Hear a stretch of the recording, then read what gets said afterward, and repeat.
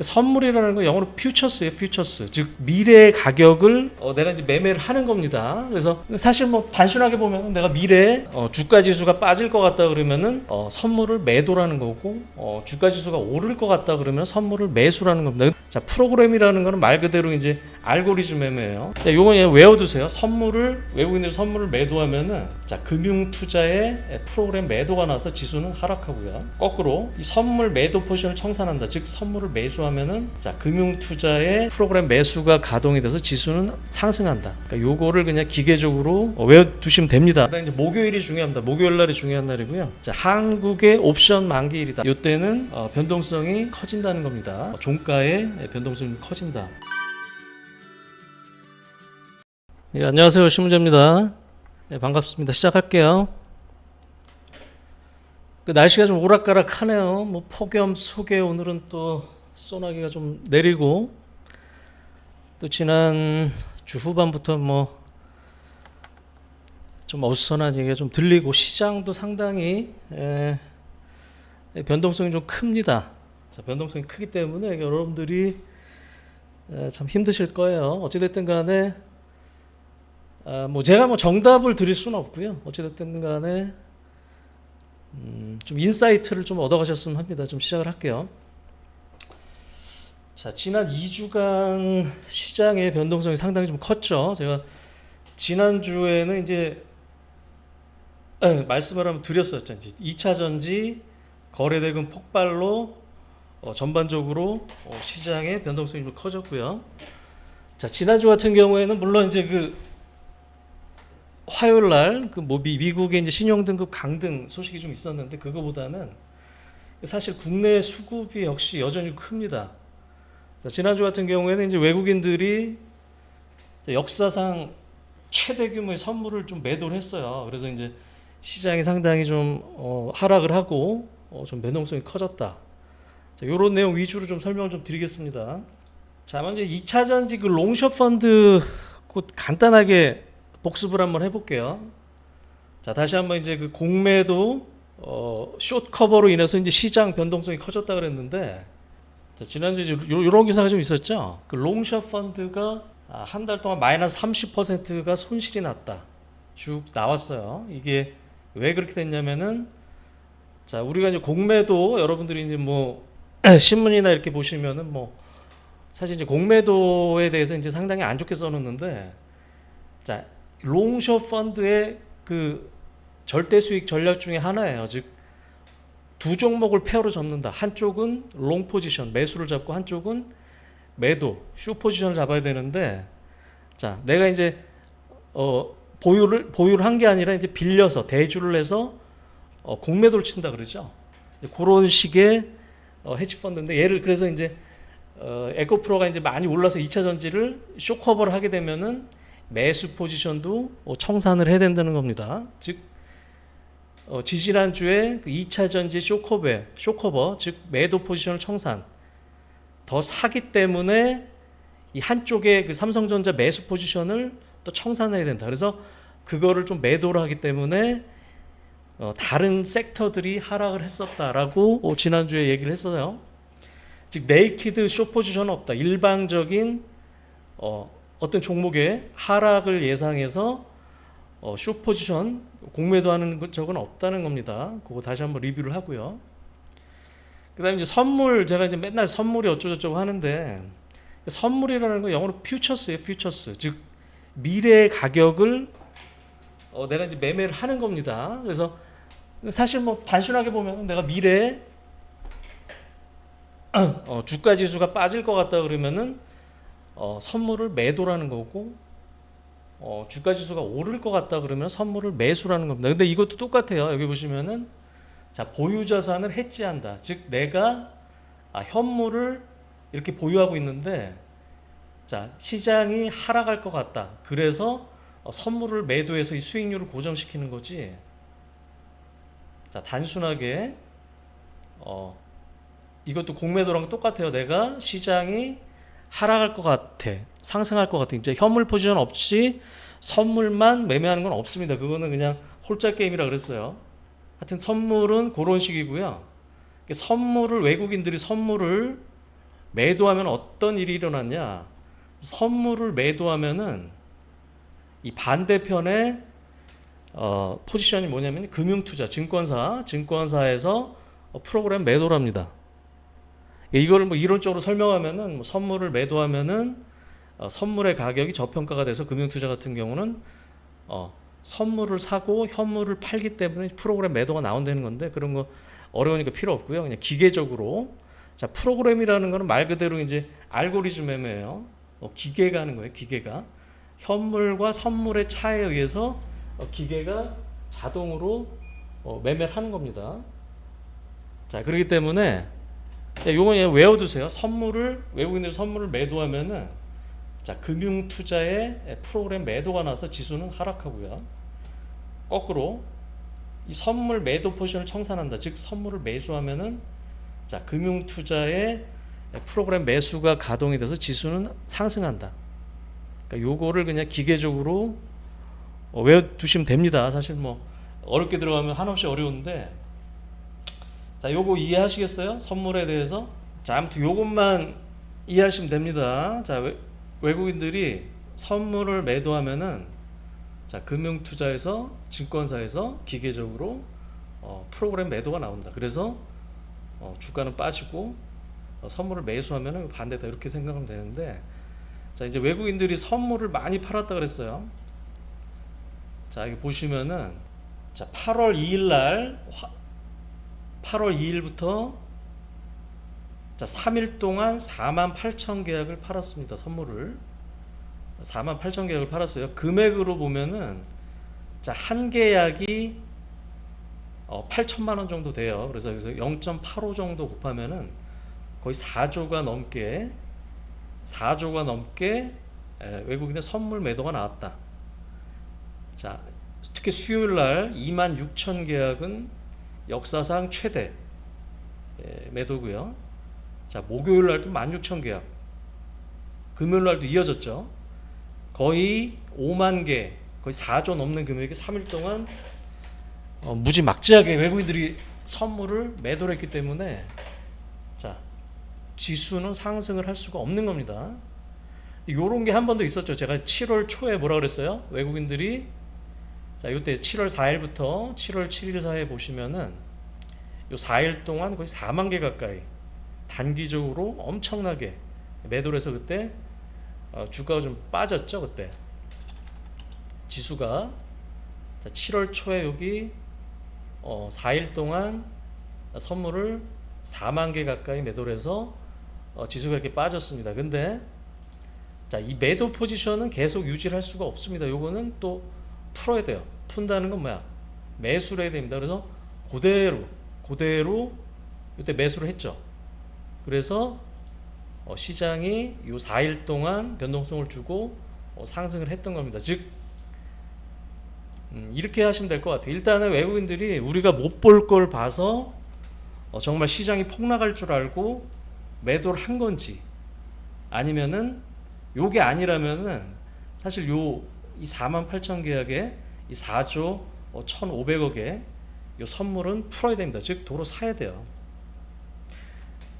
특히 이제 뭐 해외 시장이나 만약에 우리 외국인들이 뭐 신용등급 강등을 보고 이렇게 매도를 쳤다. 근데 솔직히 이제 해외 시장, 미국이라든가 중국이라든가 해외 시장이 이 정도로 그렇게 빠지진 않았습니다. 즉 외국인들이 사실 과도하게 매도 포지션을 가져갔다는 거예요. 즉 별일이 아니면은 요 매도 포지션을 도로 요때처럼 매수를 해야 된다. 즉 시장은 외국인들이 이렇게 매수를 하게 되면 다시 반등할 수 있다는 겁니다. 이렇게 3일 동안 거의 역사상 최대 규모의 선물을 매도를 했는데도 요 정도 버텼다는 건 사실 잘 버틴 거다. 이렇게 이해를 하시면 돼요.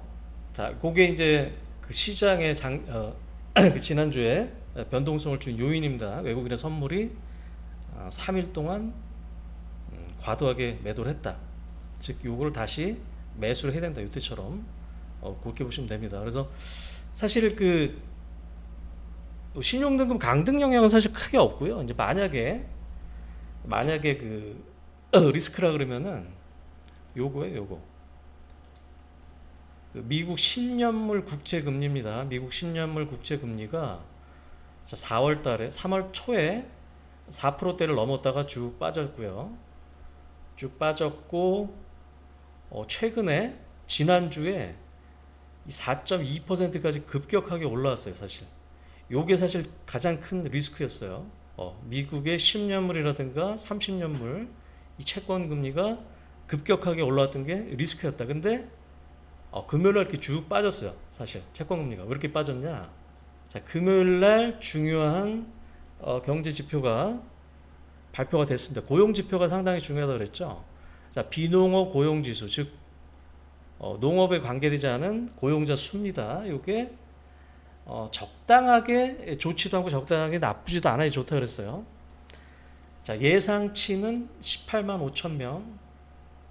죄송합니다. 지난달에 18만 5천 명, 예상치가 20만 명이었는데 18만 7천 명, 즉 고용이 예상보다 적었다. 이 고용이 너무 과열이 되면은 연준에서 금리 인상 가능성이 있기 때문에 이 고용이 약간 쿨다운 됐다. 그래서 이렇게 10년물 금리가 금요일 날 급격하게 하락을 합니다. 사실 요게 제일 리스크였는데 요 리스크 요인이 어느 정도 해소가 됐다. 왜 이렇게 올랐냐면은 사실 그 3분기에 그 국채 발행이 많습니다. 상당히 좀 많아서 그게 좀 일시적으로 반영된 측면이 있어요. 어찌됐든 간에 외국인들이 요걸 리스크로 봤다 그러면은 일단 금요일 날 어느 정도 해소가 됐다라고 판단할 수 있을 겁니다. 근데 어찌됐든 간에 해외 증시도 지난주에 좀 조정을 좀 받았어요.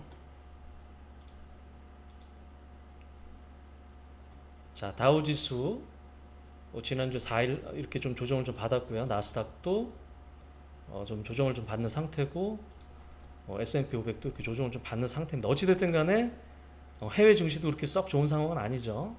자, 금요일 날 사실 미국 증시가 상당히 좋았는데 막판에 이렇게 좀 밀린 게 좀 애플 영향이 큽니다. 우리가 이제 우리 장 시작 전에 이제 애플 실적이 좀 발표가 됐었죠. 그 애플이 거의 5% 가까이 이렇게 개파락을 했어요. 그렇기 때문에 사실 애플이 이제 전 세계 미국에서도 시가총액 1등 기업이기 때문에 자, 시가총액 1등 기업이 5%가 빠지는데 지수가 견딜 수는 없었습니다. 금요일 날 애플의 영향이 좀 컸다 보시면 될 것 같고, 다만 어쨌든 리스크 요인이었던 10년물 국채 금리는 금요일 날 좀 많이 빠졌다. 다시 한번 이 다음 주에는 우리가 뭘 기대하냐? 이 외국인들이 이 과도하게 3일 동안 많이 쌓아놓은 4만 8천 계약 4조 이상의 매도 계약을 언제 풀 거냐? 풀게 되면은 시장은 반등할 수 있다는 겁니다. 그렇게 좀 이해를 하세요. 시장은 대충 그렇고요. 시장이 왜 지난주에 빠졌고 리스크 요인인 요거였는데 요게 좀 해소가 됐고 요게 선물이 외국인들이 도로 사면은 시장은 다시 반등할 수 있다. 그렇게 정리를 하고요. 그 다음에 또 일정을 한번 보겠습니다. 자, 8월 7일 월요일 날은 파두 신규 상장을 하는데 이 흥행이 좀 실패를 했어요. 이게 조금 어떻게 될지 모르겠고, 그다음 실적 발표가 이제 다음 주 16일까지 줄줄이 이어집니다. 자, 이런 것들 실적 발표를 하니까 보유하신 분들은 좀 잘 보시고요. 그다음 화요일 날도 이런 업체들의 실적을 발표를 하고요. 자, 수요일 같은 경우에는 디즈니 플러스 무빙 역대 최고의 제작비 드라마죠. 뭐 관련주는 아실 거고 요게 지금 하고요. 그 다음에 수요일 날 이제 한중 카페리 역외 운송을 재개를 한답니다. 이게 사실 코로나 이후로 완전히 끊겼었죠.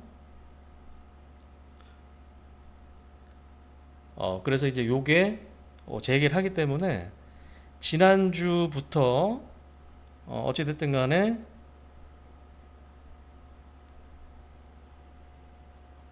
중국 관련주들이 조금씩 움직일 수도 있겠다. 실적이 좋은 애들 같은 경우는 그렇게 좀 보시고요. 그 다음에 이제 중국의 소비자 물가와 생산자 물가 지수가 발표를 하는데, 자, 중국 같은 경우는 이 물가가 올라야 됩니다. 자, 올라야지 더 좋은 거고요. 자, 요런 업체들 실적 발표를 하고, 그 다음에 폴란드 대통령 방한을 합니다. 제가 지난주에 착각을 했어요. 지난주가 아니라 수요일 날 폴란드 대통령 방한을 하기 때문에 자, 지금 방산주들이 단기적으로 조정을 좀 많이 받았죠. 자, 그래서 여기에 좀 움직임이 있을지 그런 걸 좀 체크를 하시면 될 것 같고요. 그다음에 이제 목요일이 중요합니다. 목요일 날이 중요한 날이고요. 자, 한국의 옵션 만기일이다. 옵션 만기일은 뭐라 그랬죠? 자, 매월 둘째 주 목요일이다. 이때는 변동성이 커진다는 겁니다. 종가의 변동성이 커진다.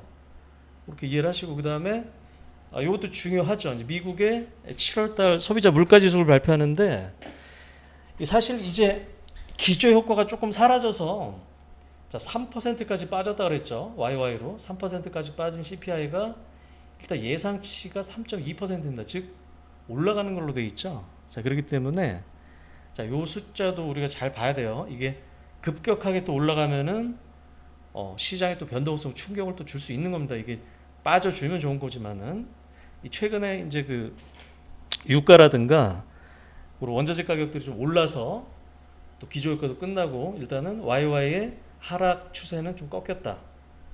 요게 생각보다 좀 많이 올라가면은 시장의 변동성을 좀 줄 거다 보시고요. 그 다음에 그 MSCI의 반기 리뷰를 합니다. 그래서 일단 예상 종목들은 뭐 에코프로 다 이거는 뭐 시장에서도 어느 다 반영을 한 거예요. 에코프로, 하나오션, JYP 엔터, 그 다음에 최근에 이제 한미반도체도 이제 거론이 되는데 뭐 요거는 뭐 어떻게 될지 모르겠어요. 하여튼 요 종목들이 특히 이제 에코프로가 중요하겠죠. 에코프로가 편입이 되고 그 이후에 지금 변동성이 커지고 있는데 일단은 그 이후에 주가의 움직임은 어떻게 될 거냐. 그게 좀 중요합니다. 특히 네 종목 요런 종목들은 그 다음에 요런 종목들의 실적 발표가 좀 있고요. 사실 이제부터는 매일매일 실적 발표이기 때문에 여러분들이 잘 보셔야 됩니다. 이제 금요일날 이제 폴더블 폰 출시를 해요. 최근에 이제 사실 이렇게 뭐 이전 모델보다는 뭐 많이 팔린다고 이제 언론은 나오는데 사실 예상보다 그렇게 잘 나가는 것 같지는 않아요. 이제 폴더블 폰 관련주들이 좀 조정을 좀 받고 있죠 일단. 그 다음에 이제 생산자 물가 지수와 소비자 지수 이 실적 발표를 합니다. 그 다음에 이제 8월 24일 날이 중요한데요. 자, 엔비디아 실적 발표. 요거를 기점으로 해서 또 우리 이제 HBM이라든가 이제 반도체 쪽 가이던스에 따라서 주가가 또 큰 폭으로 또 오를 수도 있는 거고요. 그 다음에 이제 네이버 같은 경우 이제 지난주에 실적 발표를 해서 잘 나왔는데 그리고 이제 네이버 관련 AI 주들이 또 움직였죠.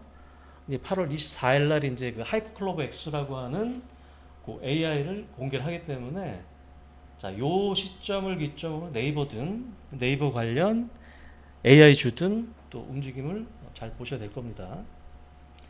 그렇게 일정을 좀 정리를 하고요. 하여튼 목요일이 중요하고 매일매일 실적 발표에 주목을 해라. 왜냐면은 지금 2차 전지라든가 반도체 같은 기존 대장주들이 외국인의 선물 매도에 의해서 단기적으로 좀 눌려 있습니다. 그래서 이제 금요일부터 아시겠지만은 실적주들이 좀 치고 나갔어요. 그 뒤에서 좀 설명을 다시 한번 드리고요.